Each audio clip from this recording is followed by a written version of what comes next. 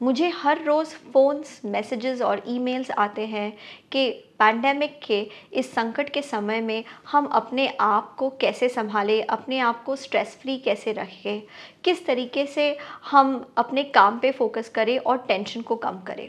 लोगों के मन में ये चिंता है कि अगर मुझे कुछ हो गया तो मेरे फैमिली का क्या होगा? अगर मेरी फैमिली को कुछ हो गया तो मेरा क्या होगा? अगर हमारी फैमिली को कोरोना वायरस का इन्फेक्शन हो गया, अगर हम सभी कोविड पॉज़िटिव हो गए, तो फिर हम इस संकट से कैसे जूझेंगे? चिंता हमें रोज़मर्रा के काम में फ़ोकस करने में दिक्कत लाती है।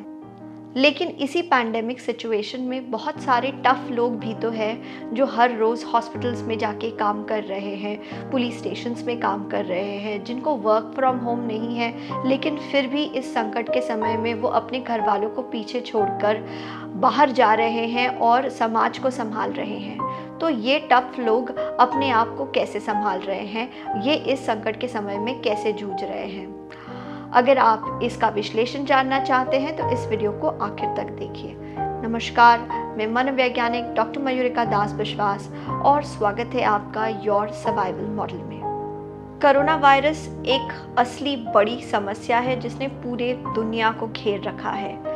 संकट की चिंता किसे नहीं होती, नुकसान की चिंता किसे नहीं होती, लेकिन कुछ लोग नुकसान के डर के वजह से पैरालाइज्ड हो जाते हैं, आगे नहीं बढ़ पाते हैं, अपने काम में रुक जाते हैं। लेकिन कुछ लोग उसी जगह पे आगे बढ़ते हैं, प्लान्स बनाते हैं। इनफैक्ट वो सोचते हैं कि इस संकट के समय में वो अपने आप को, अपनी फैमिली को, अपने व्यवसाय को कैसे सर्वाइव करा सकते हैं।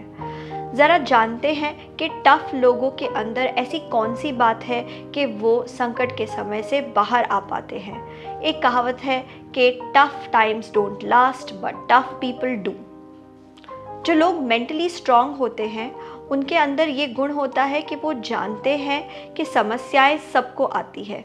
वो इस बात को समझते हैं कि चाहे आप किसी महल में जाके रहते हो या फिर आप किसी झोपड़े में रहते हो, अगर आप चाहकर किसी वीरान जंगल में रहे या किसी अनजाने आइलैंड पे रहे या आप हिमालय पे जाके रहे, समस्याएं सबको होती हैं। समस्याएं यूनिवर्सल हैं। आप किसी भी उम्र में हो, आप किसी भी जगह पे हो, आप किसी भी समय या काल में हो, समस्याएं यूनिवर्सल है, समस्याएं सबको होती है।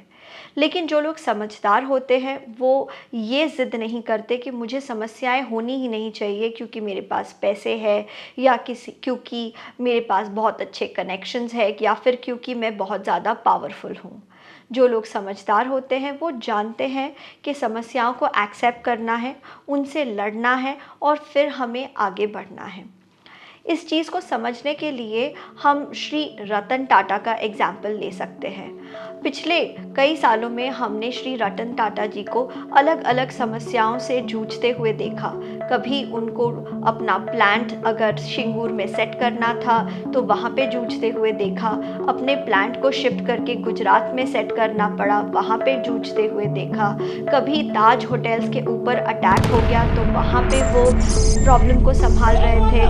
तो कभी वो अपने बिजनेस रिलेटेड प्रॉब्लम साइरस मिस्त्री के साथ उनके डिफरेंसेस को संभाल रहे थे। अलग अलग समय पे हमने श्री रतन टाटा जी को देखा है कि बहुत पावरफुल होने के बावजूद वो प्रॉब्लम्स को स्ट्रांगली एक स्ट्रांग लीडर की तरह फेस करते हैं, उन्हें सुलझाते हैं, आगे बढ़ते हैं अन्य समस्याओं के ऊपर ध्यान केंद्रित करने के लिए, ताकि वो उन समस्याओं को भी सुलझा सके। जिनकी पर्सनालिटी स्ट्रांग होती है वो अपनी ज़िंदगी में ये जल्दी ही सीख लेते हैं कि समस्याएं परमानेंट नहीं हैं। अगर हमारी खुशियाँ परमानेंट नहीं है तो हमारे गम भी परमानेंट नहीं है। अगर हमारे अच्छे दिन परमानेंट नहीं है तो हमारे संकट के दिन भी परमानेंट नहीं है। ना हमारा बचपन परमानेंट है, ना जवानी और ना ही बुढ़ापा परमानेंट है। तो आप ये समझने की कोशिश कीजिए कि चेंज इज़ इनएविटेबल। यहाँ पे हम श्री अमिताभ बच्चन जी का एग्जाम्पल देख सकते हैं। श्री अमिताभ बच्चन जी ने अपनी ज़िंदगी में सिर्फ फेम और ग्लोरी ही नहीं देखी है, लेकिन साथ में उन्होंने कई सारी भारी समस्याओं को सुलझाया है। ज़िंदगी में एक के बाद एक समस्याओं को सुलझा के वो आगे बढ़े। कोई भी समस्या परमानेंट नहीं थी। कभी कोई शूटिंग में इंजरी हो जाने के बाद वो अपनी जान के लिए लड़ रहे थे, तो कभी वो पॉलिटिक्स में लड़ रहे थे, तो कभी वो अपने बिजनेस को सेट कर रहे थे। कभी ऐसा हुआ कि बहुत ज़्यादा ऋणी हो जाने के बाद वो अपने एक्टिंग करियर को वापस ज़ीरो से रीस्टार्ट कर रहे थे और अपने नाम को वापस बनाने की कोशिश कर रहे थे। श्री अमिताभ बच्चन की ज़िंदगी को देखकर हमें ये सीख लेना चाहिए कि समस्याएं परमानेंट नहीं होती। या तो हम उनको सॉल्व करें या हम उनके अंदर बैठे रहें और इंतज़ार करते रहें कि कब ये समस्या अपने आप ख़त्म होगी। अगर हम अपनी समस्याओं को सुलझाएंगे नहीं, तो आज नहीं तो कल वो चेंज हो ही जाएंगी, लेकिन वो समस्याओं के ऊपर हमारा कोई कंट्रोल नहीं होगा। जिन लोगों की पर्सनालिटी स्ट्रांग होती है वो ये भी जानते हैं कि समस्याएं ही इंसान को बनाती है। हम हमारी खुशहाली में स्ट्रांग नहीं बनते, लेकिन जब संकट का समय आता है तभी हम स्ट्रांग बनते हैं। प्रॉब्लम्स इस बात को एक्सपोज कर देती है कि इंसान असल में अंदर से कैसा है। प्रॉब्लम्स या तो इंसान को तोड़ सकती है या तो फिर इंसान को हमेशा के लिए अपग्रेड कर सकती है। अगर हम राजा हरिश्चंद्र की कहानी को देखें, तो जब राजा हरिश्चंद्र को चैलेंज किया गया कि क्या आप उदार बन सकते हैं हमेशा हमेशा, तो उन्होंने दिखाया कि हाँ, मैं हमेशा उदार बन सकता हूँ। जब उनको चैलेंज किया गया क्या आप उदारता में अपने राज्य को भी छोड़ सकते हैं, तो उन्होंने कहा कि हाँ, मैं धर्म के लिए अपने राज्य को भी छोड़ सकता हूँ। जब उन्हें पूछा गया क्या आप धर्म के लिए अपने आप को बेच सकते हैं, तो उन्होंने कहा हाँ। जब उनको पूछा गया कि आप धर्म के लिए अपनी पत्नी और बच्चे को भी बेच सकते हैं, तो उन्होंने कहा हाँ, धर्म के लिए हम ये भी करेंगे। जब उनसे ये पूछा गया क्या आप धर्म के नाम पर एक चांडाल बनने को भी राजी हैं, तब उन्होंने कहा हाँ, हम वो भी करने को राजी हैं। टफ टाइम्स ही ये दर्शाती है कि हम असल में क्या है।